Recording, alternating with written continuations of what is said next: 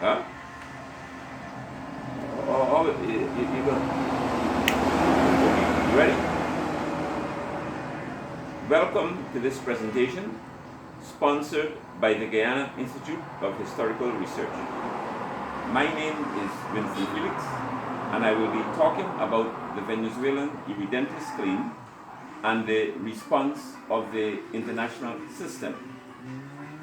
Now, the issues discussed in this presentation can also be found in one of my previous books, The Shifting Foreign Policy of Venezuela Toward Guyana, which is available at many bookstores, including Amazon.com. Now, the Venezuelan policies can be classified into three broad categories, namely the disputed era from 1811 to 1899, the era of peace from 1899 to 1961, and the era of the arbitral award from 1962 to the present. Now, the disputed era from 1811 to 1899. The disputed era, first of all,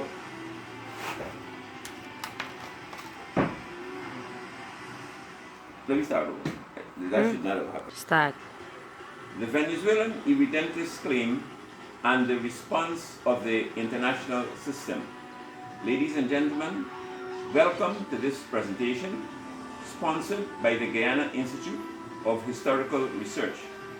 My name is Vincent Felix, and I will be talking about the Venezuelan irredentist claim and the response of the international system.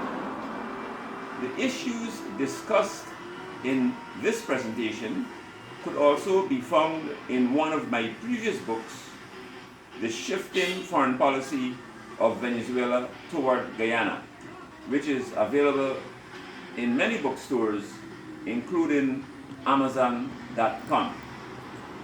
Now, there are three eras. The Venezuelan policies can be classified into three broad categories, namely the disputed era from 1811 to 1899, the era of peace from 1899 to 1961, and the era of the arbitral award from 1962 to the present. Now, in the disputed era from 1811 to 1899, I would first, however, like to define an irredentist as an individual who favors the acquisition of territory which was once a part of his or her country or was considered as such. There are many irredentists in the world, and irredentism is particularly prevalent in parts of the world where lawlessness is the order of the day. I will demonstrate in this presentation that virtually all of the irredentist claims submitted to the international system have been rejected. Irredentism is derived from an Italian term meaning irredento, or unredeemed. In today's world, the irredentist seeks to create a greater X, with the X being his or her country. For instance, the Serbs wanted a greater Serbia. As a result, the affair was a bloody one by any standards. In the case of Honduras versus Nicaragua, Nicaragua wanted to increase its territory and made similar arguments like Venezuela. Nicaragua argued that the arbitral award made by the King of Spain in 1906 was null and void. The court rejected this argument. The court ruled that it had jurisdiction over the case. On the substantive issues, The court ruled that Nicaragua, like Venezuela, had already recognized the award as valid, and it is no longer open to Nicaragua to go back upon that recognition. So both Serbia and Nicaragua lost their cases, along with many other evidentis claims, which are too numerous to mention here in this short presentation. We now turn our attention to what was happening in Venezuela during the early 19th century. First of all, it should be known that Venezuelans have had limited interest in British Guyana during this period of time. There was virtually no cultural nor linguistic ties. In addition, the warlords in Venezuela were largely interested in securing and consolidating their own political power. The military rulers constantly failed to demarcate the boundaries between the two countries. In 1811, Venezuela declared its independence and was fully recognized as such by 1830. However, it was during the era of the gold rush that Venezuela started to pay any attention to its boundaries. Most notably, in 1840, when the German surveyor by the name of Robert Schomburg began his survey on behalf of the British government.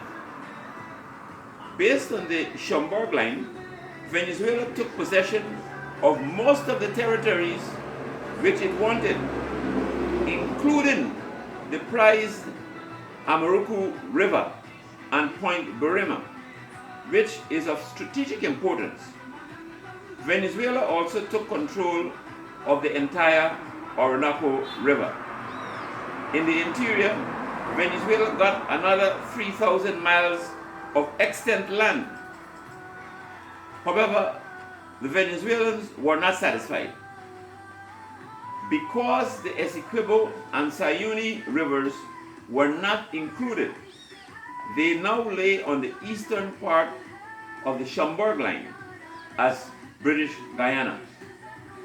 The Venezuelans continued to lay their claim and exerted considerable pressure for United States intervention. We now turn our attention to American intervention. In 1895, Grover Cleveland, who was serving his second term as United States President, realized that he was losing popularity and sought to divert attention from domestic issues. He delivered a special address before the United States Congress on the 17th of December, 1895. In his address, Cleveland dealt with the border issue and invoked the Monroe Doctrine, which can be traced to the former United States President James Monroe, who considered the Western Hemisphere as falling under the United States' sphere of influence. Any attempt by a European power to control the Western Hemisphere was viewed as hostile action. Equally important, he also announced the appointment of a commission to determine what is the true divisional line between the Republic of Venezuela and British Guyana. Cleveland's address was seen as a direct threat of war with Great Britain. In fact, almost immediately, the United States military was placed on alert for war. In some sections of the United States population, there was enthusiasm for war with Great Britain, and the president's popularity increased. However, there were sections of the United States population that were somewhat apprehensive. There was panic selling on Wall Street. In New York, war was in the air. And even the Pope, at that time it was Pope Leo XIII, he sought to intervene, but to no avail. However, Great Britain, which was one preoccupied with its own war in South Africa, and was cognizant of the German support of the anti-British sentiments of Mr. Kruger, who was the president of the Transvaal state in South Africa.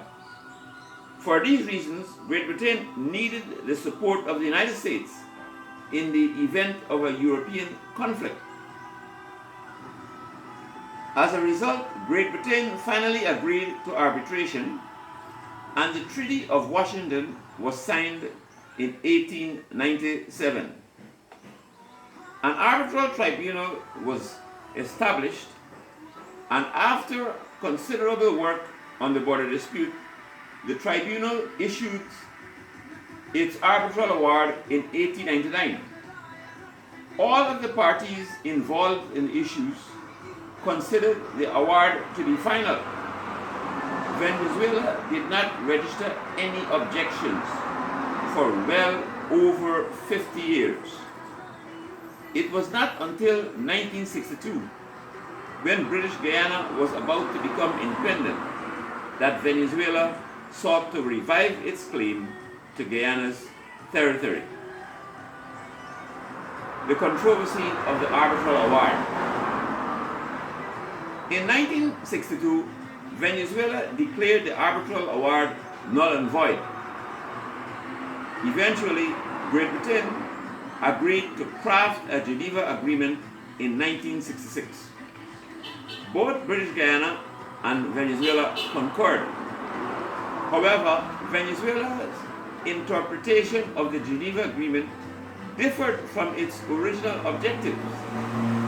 The term of references were clear. The Geneva Agreement alluded to a practical settlement of the controversy. The controversy is the arbitral award. The Geneva Agreement establishing the Mixed Commission was looking at the arbitral award. The issue before the Commission was where was the evidence to support the findings of Venezuela, which claims that the arbitral award was null and void. Where is the evidence? For decades, the Venezuelans have failed to produce the requisite evidence before the Mixed Commission. Venezuela would also be required to produce this evidence before the International Court of Justice.